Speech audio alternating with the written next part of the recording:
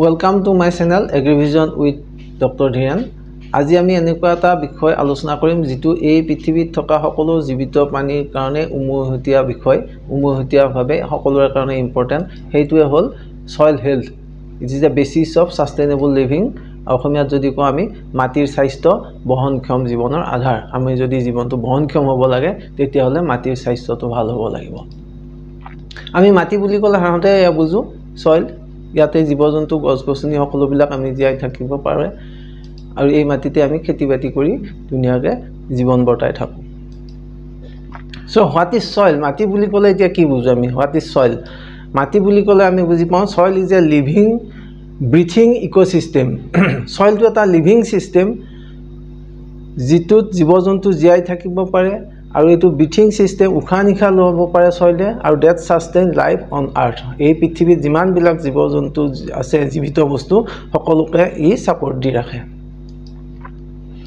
It's a mother of all living organism সকলো জীৱ-জন্তুৰে উমৈহতীয়া মাতৃ হল মাটি সেইকাৰণে কৈছো আমি যে মাটিয়ে মাতৃ Foundation of Agriculture and Ecosystem Service মাটিয়ে হল Agriculture কাৰণে আধাৰ আৰু ইকোসিস্টেম সাৰ্ভিসেস যিমান বিলাক আমি সাৰ্ভিস পাওঁ আমাৰ ইকোসিস্টেমৰ পৰা পৰিস্থিতি তন্ত্ৰৰ পৰা যেনে ফুড ফডাৰ ফাইবাৰ ফুয়েল সকলো বিলাক কৰে ফাউন্ডেশন হল আধাৰ হল মাটি It regulates water and stores nutrients আৰু সেই মাটিয়ে পানীটো ৰেগুলেট কৰে পানী বহন কৰে পানী হুমাই যাব ইনফিল্ট্ৰেশন হ'ব দিয়ে পানী ধৰি ৰাখে অৰ্থাৎ পানীটো ৰেগুলেট কৰে আৰু ষ্টৰছ নিউট্ৰিয়েন্ট বিলাক ষ্টৰ কৰি ৰাখে যাতে উদ্ভিদে হেবোৰ ল'ব পাৰে উদ্ভিদৰ পোষক দ্ৰব্যবিলাক মাটিতে ষ্টৰ হৈ থাকে It supports biodiversity আৰু মাটিয়ে যেটো জৈৱ বৈচিত্ৰতা হেতু সাপোৰ্ট কৰে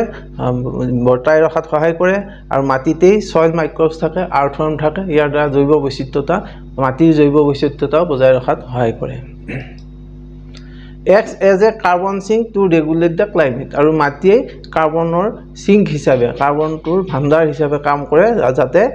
আমাৰ এনভায়ৰনমেন্টটো চাৰিওফালে এনভায়ৰনমেন্টটো মাটিয়ে ৰেগুলেট কৰে এনভায়ৰনমেন্টটো ভাল হৈ থকাৰ কাৰণে কাৰ্বনটো ধৰি ৰখাত মাটিয়ে সহায় কৰে So আমি ডায়াগ্ৰামটিকলি যদি চাওঁ এবিধ মাটি বুলি ক'লে মাটিৰ লগত যিমান বিলাক জড়িত কথা এই ফটোখনত আমি দেখাবলৈ চেষ্টা কৰিছো soil health বুলি ক'লে soilত ফনা থাকিব ফ্লোৰা থাকিব মাইক্ৰোবিয়াল বায়োডাইভাৰ্সিটি থাকিব জৈৱ বৈচিত্ৰতা থাকিব অনুজৈৱ বৈচিত্ৰতা থাকিব সইলতে পেথোজেন থাকিব টক্সিন থাকিব এই গোটেই বিলাক থাকিব সইলৰ ওপৰতে নিৰ্ভৰ কৰি সাৰফেস ওয়াটাৰ কোৱালিটিটো নিৰ্ভৰ কৰিব পানী মাটিৰ ওপৰত থকা পানীৰ কোৱালিটিটো কেনেকুৱা হ'ব গ্ৰাউণ্ড ওয়াটাৰৰ কোৱালিটি মাটিৰ তলত জমা হৈ থকা পানীৰ কোৱালিটি কেনেকুৱা নিৰ্ভৰ কৰিব মাটিৰ ওপৰতে আমাৰ এগ্ৰো বায়োডাইভাৰ্সিটি থাকিব কৃষি জৈৱ বৈচিত্ৰতা থাকিব ক্ৰপ প্ৰডাকচন হ'ব মাটিতে আমাৰ তাৰ পৰা গোটেইখিনিতে মাটিৰ গছ-গছনিৰ ওপৰত নিৰ্ভৰ কৰি বায়োডাইভাৰ্সিটি হ'ব জৈৱ বৈচিত্ৰতা হ'ব আৰু মাটিৰ ওপৰতে আমি ধুনিয়াকে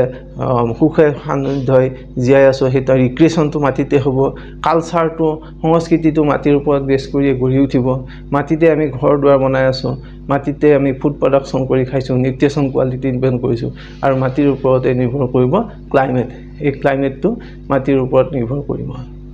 গতিকে মাটিয়ে গোটেইখিনি ৰেগুলেট কৰি আছে So what is soil health গতিকে মাটিৰ স্বাস্থ্য বুলি ক'লে আমি কি বুজি পাওঁ এই কথাটো বহুত ইম্পৰ্টেন্ট মাটিৰ স্বাস্থ্যটো আমি কি জানিব লাগিব মাটিৰ স্বাস্থ্য বুলি ক'লে soil health বুজি ক'লে আমি বুজো যে capacity of soil to function as a vital living system গতিকে মাটিটো এটা ভাইটাল সক্ৰিয় জীবিত তন্ত্ৰ এই মাটিটোৱে এটা সক্ৰিয় জীবিত তন্ত্ৰ হিচাপে থাকিব পৰা কেপাসিটিটোৱে হ'ল soil health soilৰ হেলথ যদি ভালে থাকে তেতিয়া হলে এটো এটা সক্ৰিয় জীবিত তন্ত্ৰ হিচাপে থাকিব So soil health includes physical chemical and biological properties এতিয়া soil health বুলি ক'লে আমি কি বুজি পাওঁ physical soil health chemical soil health and biological soil health অর্থাৎ biological properties যেনেকৈ আমি আমাৰ মানুহৰ স্বাস্থ্য বুলি ক'লে আমি physical স্বাস্থ্য বুজো physical health mental health আৰু environmental health যদি physical health ভালে থাকে তেতিয়া mental healthটো ভালে থাকিব যদি mental health ভালে থাকে তেতিয়া physical healthটো ভালে থাকিব যদি environment সাইডৰ পাৰিপাৰ্শ্বিক environmentটো ভাল হ'ব তেতিয়া আমাৰ mental health ভালে থাকিব গতিকে এই গোটেই কেইটা যেনেকৈ ইন্টাৰ ৰিলেটেড ঠিক তেনেকৈ soilৰ ক্ষেত্ৰতো physical health, chemical health, biological health to interrelated. So healthy soil maintains productivity, biodiversity and ecosystem quality. Jodi soil to healthy hoy, স্বাস্থ্য to ভাল hoy, মাটিৰ স্বাস্থ্য to ভাল হলেহে হেইটোৱে আমাৰ productivity দিব, উৎপাদন ক্ষমতা দিব soilৰ।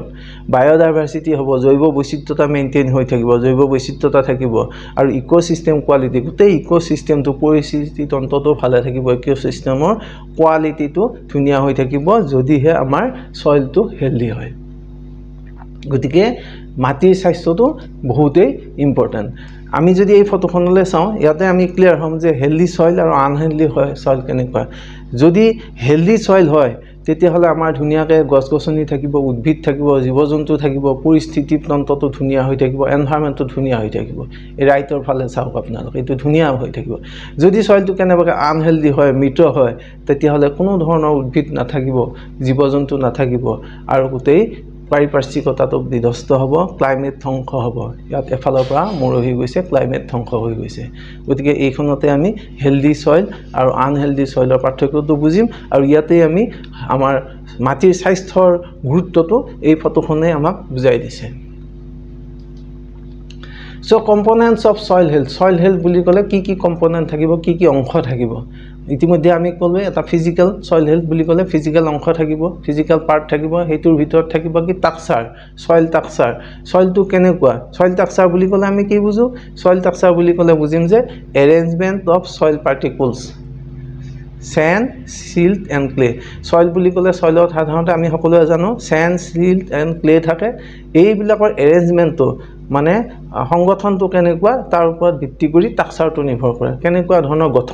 গঠনটোৰ ওপৰত ভিত্তি কৰি সয়েলৰ টাক্সাৰটো সাধাৰণতে ক্ৰামলি টাক্সাৰটো ভাল বুলি কওঁ আমি। গতিকে এটা ধুনীয়া ফপহীয়া টাক্সাৰ হ'ব লাগিব এই এৰেঞ্জমেন্টৰ ওপৰত। নেক্সট প্ৰপাৰ্টি হ'ব যে টেক্সচাৰ। টেক্সচাৰ বুলি ক'লে আমি কি বুজি পাওঁ? সয়েল টেক্সচাৰ বুলি ক'লে বুজি পাওঁ যে প্ৰপৰ্শন of sand, silt and clay, অৰ্থাৎ মাটিত কিমান পৰিমাণৰ কিমান শতাংশ sand আছে, কিমান শতাংশ silt আছে, কিমান শতাংশ clay আছে, ইয়াৰ ওপৰত বেছ কৰি সয়েলৰ টেক্সচাৰটো নিৰ্ভৰ কৰে। যদি বেছি sand আছে তেতিয়াহ'লে সেই সয়েলক আমি sandy soil বুলি কওঁ। বেছি silt থাকিলে silty soil বুলি কওঁ, বেছি clay থাকিলে clayy soil বুলি কওঁ। সেইবিলাক বিভিন্ন ধৰণৰ ভাগত আমি সয়েলবিলাক ভগাব পাৰোঁ। গতিকে সয়েলৰ টেক্সচাৰৰ ওপৰতো সয়েলৰ হেলথটো নিৰ্ভৰ কৰিব। নেক্সট নিৰ্ভৰ কৰিব পোৰচিটি, সয়েলটোৰ মাজত পোৰ স্পেচ আছে নাই, বতাহ চলাচল কৰিব পৰা, পানী চলাচল কৰিব পৰা ফাঁক আছে নে নাই, কিছুমান সৰু পোৰ স্পেচ সেইবিলাকৰ মাজেৰে এয়াৰটো সাৰ্কুলেট হয়। এয়াৰটো সাৰ্কুলেট হ'লে অহা যে এক্সচেঞ্জ হ'ব পাৰিলে ফুড হিপাবিলাকে এয়াৰটো পাব, এক্সচেঞ্জ হ'ব পাৰিলেহে মাইক্ৰ অৰ্গেনিজমৰ গ্ৰোথটো থাকিব। গতিকে পোৰচিটি আমি সেইকাৰণে কৈছোঁ যে soil is a breathing system. Pore থাকিলেহে ব্ৰিথিং হ'ব, উশাহ নিশাহ শ্বাস প্ৰশ্বাস ল'ব পাৰিব। নেক্সট প্ৰপাৰ্টি হ'ব যে বাগ ডেনচিটি। সয়েলৰ বাগ ডেনচিটি বুলি ক'লে আমি কি বুজি পাওঁ? বাগ ডেনচিটি বুলি ক'লে বুজি পাওঁ যে mass of dry soil is to volume, অৰ্থাৎ শুকান সয়েল এটা ভলিউমৰ এগেইনষ্টে কিমান ৱেইট আছে, অৰ্থাৎ weight of soil,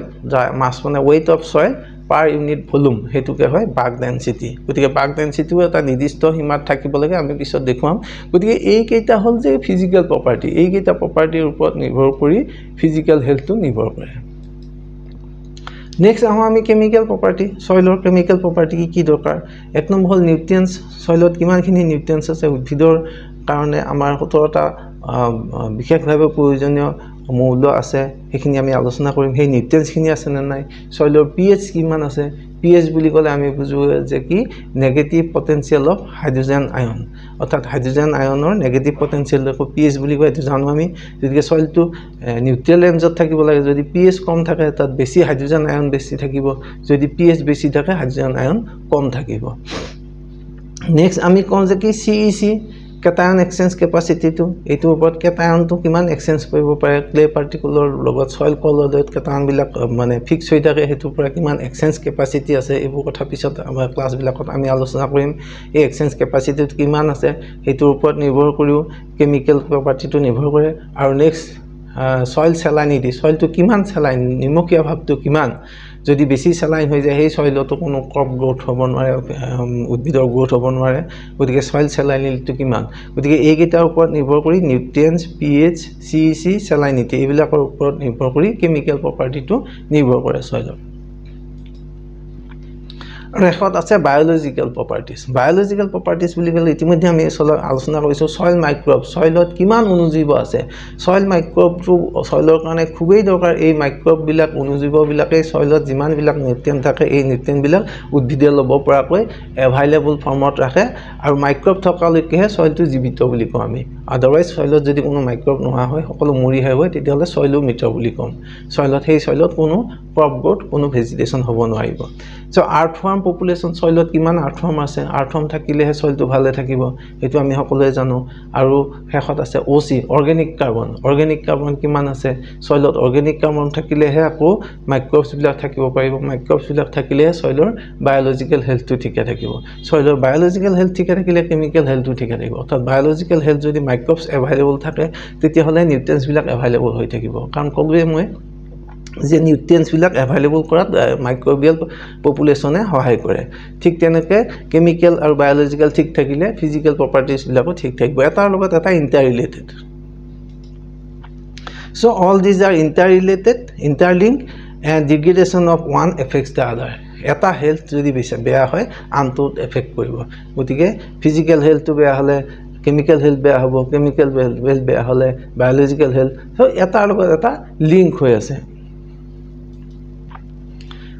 So physical soil health বুলি ক'লে আমি এতিয়া কি বুজিম আকৌ এবাৰ আলোচনা কৰো physical soil health বুলি ক'লে soil texture বুলি ক'লে sand silt clay balance এইকেইটাৰ sand কিমান আছে silt কিমান আছে clay কিমান আছে ইয়াৰ balance তো হ'ব soil texture এক নম্বৰ characteristic হ'ব soil texture দুই number texture and aggregation texture তো ক'লোৱে আমি কেনেকুৱা texture থাকে কেনেকুৱা সংগঠনত থাকে aggregation কেনেকুৱা হৈ থাকে Next over bark density আমাৰ আলোচনা কৰিলো bark density ideal bark density hall 1.1 to 1.4 gram per centimeter cube এইটো আইডিয়াল ইমান bark density থাকিলে ভাল হয় water holding capacity soilৰ যথেষ্ট water holding capacity থাকিব লাগে water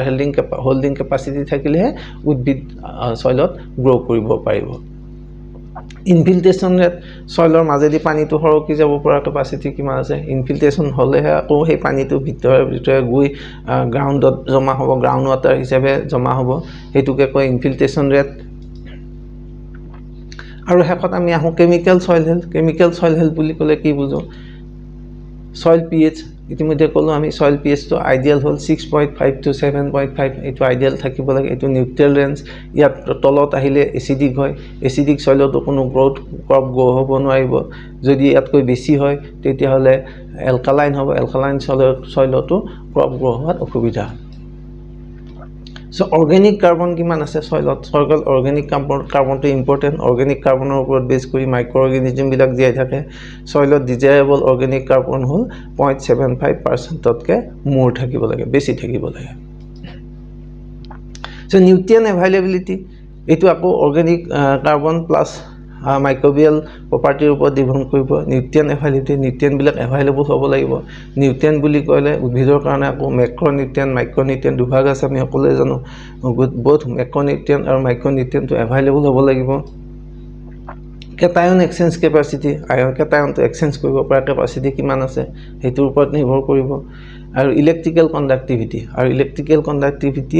সয়েলৰ স্যালাইনিটি তো বুজায় ইলেক্ট্ৰিক্যাল কণ্ডাক্টিভিটি বেছি মানে স্যালাইন বেছি স্যালাইন সয়েল ভাল নহয়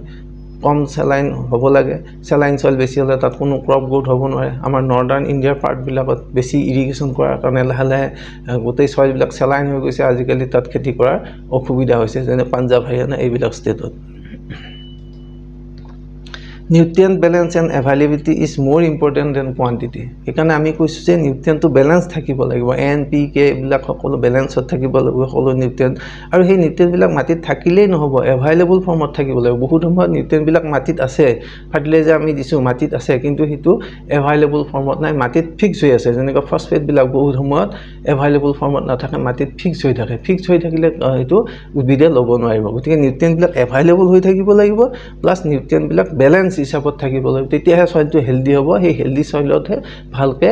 জীৱ উদ্ভিদ গজিব পাৰিব So over fertilizer harms soil health. যদি আমি সেইকাৰণে বহুত সময়ত আমি কওঁ যে ফাৰ্টিলাইজাৰ দিলে খেতি হোৱা নাই দেখোন কিয় ওভাৰ দৰকাৰতকৈ যদি আমি ফাৰ্টিলাইজাৰ বেছি দিওঁ তেতিয়া সইলৰ হেলথটো নষ্ট হয় কাৰণ নিউট্ৰিয়েন্ট বেলেন্সটো গুচি যায় এভেইলেবিলিটিটো নোহোৱা হৈ যায় আৰু মাইক্ৰ অৰ্গানিজমৰ গ্ৰোথটো কমি যায় So আমি নিউট্ৰিয়েন্ট বুলি ক'লে আমি এবাৰ মনত পেলাই লওঁ প্ৰাইমাৰী নিউট্ৰিয়েন্ট আছে NPK এইবিলাক প্ৰাইমাৰী মেক্ৰনিউট্ৰিয়েন্ট Secondary macronutrient আছে magnesium, calcium, sulfur এইবিলাক secondary macronutrient আৰু micronutrient আছে boron, chlorine, manganese, iron, nickel, copper, zinc and molybdenum আৰু ইফালে basic nutrient আছে carbon, hydrogen, oxygen এই basic nutrient বিলাক পানী আৰু এয়াৰৰ পৰা পাম বাকি বিলাক আমি soilৰ পৰা পাম এই ফটোখনতে আমি চাব বিচাৰিছো যে কোনটো নিউট্ৰিয়েন্ট কোৰ পৰা পাব উদ্ভিদে সাধাৰণতে এই basic nutrient carbon hydrogen oxygen এইবিলাক পানীৰ পৰা পাব আৰু এয়াৰৰ পৰা পাব আৰু বাকি NPK এইবিলাক প্ৰাইমাৰী মেক্ৰনিউট্ৰিয়েন্ট NPK সইলৰ পৰা পাব সেকেন্ডাৰী মেক্ৰনিউট্ৰিয়েন্ট ক্যালসিয়াম মেগনেসিয়াম সালফাৰ সইলৰ পৰা পাব এইবিলাক মাইক্ৰনিউট্ৰিয়েন্ট boron chlorine iron copper এইবিলাক সইলৰ পৰা পাব manganese nickel molybdenum zinc soil পৰা পাব এই যেতিয়া আমি soil test কৰিম এই গোটেই micronutrient plus macronutrient বিলাক soilত কিমান আছে এইবিলাক টেষ্ট কৰি উলিয়া হয় এই সম্পৰ্কে আমি পিছৰ ক্লাছ বিলাকত আলোচনা কৰিম So biological soil health বুজি গলে আমি কি বুজি পাম soil microbial biomass কিমান আছে enzyme activity soilot কিছুমান enzyme থাকে যেনে dehydrogenase urease এইবিলাক active হৈ থাকিলেহে soilৰ health biological health টো ঠিকে থাকিব microorganismৰ growth টো ঠিকে থাকিব earthworm population কিমান আছে soilot earthworm থাকিলে তাৰ biological growth টো ঠিকে থাকিব biological health টো ঠিকে থাকিব soil respiration rate soilor respiration hobo parise na soil respiration hobo lagile soilor pore space থাকিব লাগিব respiration মানে air exchange hobo লাগিব air exchange hole he udbidor hipa bilake air pabo matit bhitor thoka onujibo bilake air pabo orthat respiration soilor pokit soilor respiration to hoi thakile he tate microflora bilakor growth hobo macroflora growth hobo gosor growth hobo So organic matter decomposition soilot jibla organic matter ahibo heblak decompose hobo lagibo decompose hole he decompose oil organic matter bila ako nutrient hisabe udbide punor lobo paibo recycling hobo hole organic matter decomposition hobo lagibo aru ei organic matter decomposition soilor jitu microbial flora biomass ei microbial flora amak sahay koribo microbial fauna microbial jitu biomass ei microbial biomass e organic matter decompose kore ei kane soilor microbial biomass to bahut important so ami etia ei photokhon sale buji pam je dead soil ki ei khon sao ei khini soil dead buli ami dhorisu iat kono dhonor udbid ba jibo jontur জন্ম হ'ব পৰা নাই ইয়া soil mito ইয়াত কোনো ধৰণৰ উদ্ভিদ নহয় গতিকে এনেকুৱা soil আমি নিবিচাৰো এনেকুৱা soil হলে আমাৰ গোটেই পৃথিৱীখনে ডেড হৈ যাব আমাৰ ইয়াত কোনো জীৱ-জন্তু থাকিব নোৱাৰিব আমাৰ ভৱিষ্যত প্ৰজন্ম হলে মৃত্যু মুখলৈ আগবাঢ়ি যাব এই কাৰণে আমাৰ soilৰ হেলথটো আটাইতকৈ ইম্পৰ্টেন্ট গতিকে soil organic matter টো আটাইতকৈ দৰকাৰী বস্তু soil organic matter কি soil organic matter is a key to fertility and structure soilot organic matter thakile soil to fertility hobo fertility is always related to nutrients availability nutrients aru health means average health so soilor fertility jodi bhal hobo lage tetiole soilot organic matter thakibo lagibo aru soilot organic matter thakile soil structure to thike thakibo increase nutrient retention moisture and microbial activity gotike soilor organic matter ki koi help koribo so nutrient retention soilot nutrient bilak dhori rakhibo jate leaching hoi jabo ni die panir logot borokhunor panir logot infiltration howa panir logot matir logot jate panir logot hetu usi jabo nore hetu help kore kine soil organic matter jodi soilot organic matter na thake tetia infiltration hoi bilak gusi jabo nutrient bilak moisture মইশ্চাৰ ধৰি ৰখাত সহায় কৰিব আৰ্দ্ৰতা সইলৰ আৰ্দ্ৰতা ধৰি ৰখাত সহায় কৰিব organic মাটাৰে and মাইক্ৰোবিয়াল activity সইলত organic master থাকিলেহে মাইক্ৰোবিয়াল এক্টিভিটি থাকিব মাইক্ৰোবিয়াল এক্টিভিটি থাকিলেহে অৰ্গেনিক মাটাৰ ডিকম্প'জ হ'ব অৰ্গেনিক মাটাৰ ডিকম্প'জ হ'লে সইলৰ হেল্থটো মেইনটেইন হ'ব বায়'লজিকেল হেল্থ আৰু নিউট্ৰিয়েণ্ট ৰিচাইক্লিং হ'ব পাৰিব পুনৰ ইউজ কৰিব পাৰিব ইম্প্ৰুভ ৰেজিলিয়েন্স টু ড্ৰট এণ্ড ইৰোজন আৰু এই অৰ্গেনিক মাটাৰে ড্ৰট আৰু ইৰোজন প্ৰটেক্ট কৰাত সহায় কৰিব প্ৰতিৰোধ কৰাত সহায় কৰিব soil organic matter is the engine of soil health so soil health or engine to a whole soil organic matter আমি যদি কও heart to মানুতন জিয়াই থকা যেনেকৈ heart to main এই soil or organic matter থাকিলে soil or health to ভালে থাকিব গতিকে soil organic matter is the engine or heart of the soil health so আমি সেই কাৰণে we should focus on compost vermicompost green manure and crop residue সেই কাৰণে আমি সইলত যিমান পাৰি বেছি কম্পোষ্ট দিব লাগে ভাৰ্মিকম্পোষ্ট দিব লাগে কেঁচু সাৰ দিব লাগে পচন সাৰ দিব লাগে আৰু গ্ৰীণ মেনিউৰিং ক্ৰপ খেতি কৰি ফেলাই মাটিৰ লগত মিলাই দিব লাগে যেনে ধনিয়া এইবিলাক গ্ৰীণ মেনিউৰিং ক্ৰপৰ খেতি কৰি মাটিৰ লগত মিলাই দিব লাগে লেগুমিনাছ ক্ৰপৰ খেতি কৰিব লাগে যাতে সইলত নাইট্ৰজেন বাঢ়ি যায় ৰাইজোবিয়াম বাঢ়ি যায় আৰু ক্ৰপ ৰেচিডিউবিলাক যাতে সইলতে মিলি যায় ক্ৰপ ৰেচিডিউবিলাক আঁতৰাই পেলোৱাতকৈ সইলতে যাতে ডিকম্প'জ হয় ক্ৰপ ৰেচিডিউবিলাক পুৰি পেলাব নালাগে সইলত যাতে ডিকম্প'জ হয় সো এতিয়া আমাৰ আটাইতকৈ কনসাৰ্ন হৈছে যে এটা গ্লোবেল কনসাৰ্ন হৈছে যে আমাৰ সইলবিলাক এতিয়া ডিগ্ৰেড হৈ গৈ আছে আমাৰ সইলৰ স্বাস্থ্য বেয়া হৈ আছে সইলৰ স্বাস্থ্যটো ডিগ্ৰেড হোৱাটো এতিয়া গ্লোবেল কনসাৰ্ন গোটেই বিশ্বজুৰি এতিয়া এটা কনসাৰ্ন হৈছে বিশ্বজুৰি এটা চিন্তনীয় বিষয় হৈ গৈছে ইয়াৰ কাৰণটো হ'ল যে কি কজেছ কি হৈছে সইল ইৰোজন হৈ আছে সইলবিলাক আমাৰ ইৰোজন হৈছে খহনীয়া হৈছে সইল কম্প্ৰেকশ্যন হৈছে মেচিনাৰিজ ইউজ কৰোঁতে সইলবিলাক কম্পেক্ট হৈ গৈছে টান হৈ গৈছে এটা হাৰ্ড পান গঠন হৈ গৈছে টান হোৱাৰ লগে লগে তাৰ প'ৰবিলাক কমি গৈছে প'ৰবিলাক কমি যোৱাৰ লগে সইল এৰেশ্যন নোহোৱা হৈছে সইল এৰেশ্যন কমাই যোৱাৰ লগে লগে নিউট্ৰিয়েণ্ট এভাইলেবিলিটি কমিছে মাইক্ৰ'অৰ্গেনিজমৰ গ্ৰোথ কমিছে সইলবিলাক এচিডিক হৈছে বৰষুণৰ লগত বেছিক আয়নবিলাক গুচি গৈছে বেছিক আয়নবিলাক গুচি যোৱাৰ লগে যেনে কেলছিয়াম মেগনেছিয়াম এই বেছিক আয়নবিলাক গুচি যোৱাৰ লগে সইলবিলাক এচিডিক হৈছে আৰু সেইকাৰণে অসমৰ সইলবিলাক এচিডিক আমাৰ ইয়াত বেছি বৰষুণ হোৱাৰ কাৰণে যিবিলাক বেছিক আয়ন সইল কলয়ডত থাকে যেনে কেলছিয়াম মেগনেছিয়াম এইবিলাক বৰষুণৰ লগত উটি লিচিং হৈ যোৱাৰ কাৰণে আমাৰ সইলবিলাক এচিডিক হৈ গৈ আছে আকৌ সইলবিলাক চেলাইন হৈ গৈছে যেনে নৰ্দাৰ্ণ ইণ্ডিয়াৰ সইলবিলাক চেলাইন হৈ গৈছে তাত বেছি ইৰিগেশ্যন কৰাৰ কাৰণে সইল বিলাক চেলাইন হৈ গৈছে কাৰণ ইৰিগেশ্যন পানীৰ লগত যিমানবিলাক সল্ট পানীৰ লগত ওলাই আহে এই বৰষুণৰ পানীৰ লগত বা ইৰিগেশ্যন কৰা পানীৰ লগত যিবিলাক সল্ট থাকে সেইবিলাক ইভাপোৰেট হৈ পানীটো যেতিয়া গুচি যায় সল্টটো মাটিতে থাকি যায় সেইকাৰণে সইলবিলাক চেলাইন হৈ গৈছে এতিয়া পাঞ্জাৱ হাৰিয়ানা এইবিলাক ষ্টেটত অভাৰ ইৰিগেশ্যন কৰাৰ কাৰণে সইলবিলাক চেলাইন হৈ গৈছে আৰু চেলাইন সইলত কোনো ক্ৰপ গ্ৰোথ হ'ব নোৱাৰে আৰু দেখা যায় যে 33% অফ ৱৰ্ল্ড সইল ডিগ্ৰেডেশ্যন হৈছে এইটো Food and Agriculture Organization 2023 report মতে 33% of world soil degraded 33% পৃথিৱীৰ soil এতিয়া ডিগ্ৰেড হৈছে স্বাস্থ্য বিনষ্ট হৈছে সো আমাৰ ইণ্ডিয়াৰ ক্ষেত্ৰত মেজৰ ইস্যু কি হৈছে মেজৰ ইস্যু হৈছে কি নিউট্ৰিয়েণ্ট ডিপ্লিশ্যন আমাৰ soil বিলাকত নিউট্ৰিয়েণ্ট কমি গৈছে উদ্ভিদৰ কাৰণে প্ৰয়োজনীয় এই নিউট্ৰিয়েণ্ট NPK আৰম্ভ কৰি মেক্ৰনিউট্ৰিয়েণ্ট মাইক্ৰনিউট্ৰিয়েণ্ট এইবিলাক কমি গৈছে soilৰ ইৰোজন হৈ আছে আৰু অৰ্গেনিক মাটাৰটো কমি গৈ আছে ৰিপিটেড খেতি কৰাৰ কাৰণে অৰ্গেনিক মাটাৰটো কমি গৈ আছে গতিকে সইল হেল্থটো বহুত ইম্পৰ্টেণ্ট সেই কাৰণে গতিকে soil health status in India আমাৰ এইটো বুজাইছে আমাৰ ইণ্ডিয়াত কি হৈ আছে যে ডিক্লাইনিং অৰ্গেনিক কাৰ্বন আমাৰ 0.5%তকৈ কমি গৈছে বেলেগ ষ্টেটত বহুত ষ্টেটত মাইক্ৰনিউট্ৰিয়েণ্টবিলাক ডেফিচিয়েণ্ট হৈ আছে যেনে জিংক বৰন মলিবডেনাম আইৰণ আমাৰ অসমৰ সইলবিলাক যেতিয়া টেষ্ট কৰোঁ আমি প্ৰায়ে দেখোঁ যে বৰণবিলাক কম থাকে বৰণ কম হোৱাৰ লগে কিছুমান খেতিত বৰণটো বৰ বেছি দৰকাৰী যেনে আমাৰ কিউকাৰ বিটছ আমাৰ সৰিয়হ নাৰিকল তামোল এইবিলাক খেতিত যদি বৰণ কমি যায় তেতিয়াহ'লে বিভিন্ন ধৰণৰ অসুবিধাৰ প্ৰব্লেমৰ সমস্যা হয় ঠিক তেনেদৰে জিংক আমাৰ হাইব্ৰিড ধানৰ কাৰণে জিংকটো খুবেই প্ৰয়োজন যদি জিংক নাথাকে তেতিয়াহ'লে হাইব্ৰিড ধানৰ পৰা আমি ভাল ফচল কেতিয়াও পাব নোৱাৰোঁ intensive fertiliser use in Gangetic plain আমাৰ যিটো মই ক'লোঁ গেঞ্জেটিক প্লেইনৰ নৰ্দাৰ্ণ পাৰ্টটো গেঞ্জেটিক প্লেইনত অভাৰ ইৰিগেশ্যন আৰু অভাৰ ফাৰ্টিলাইজাৰ ইউজৰ কাৰণে চইলবিলাক ডিগ্ৰেড হৈ গৈছে, চেলাইন হৈ গৈছে, তাৰ কোৱালিটিটো বিনষ্ট হৈ আহিছে। গতিকে আমাৰ এতিয়া ভাৰতবৰ্ষত ইনিচিয়েটিভ কি লোৱা হৈছে, soil health card system from 2015 onwards. গতিকে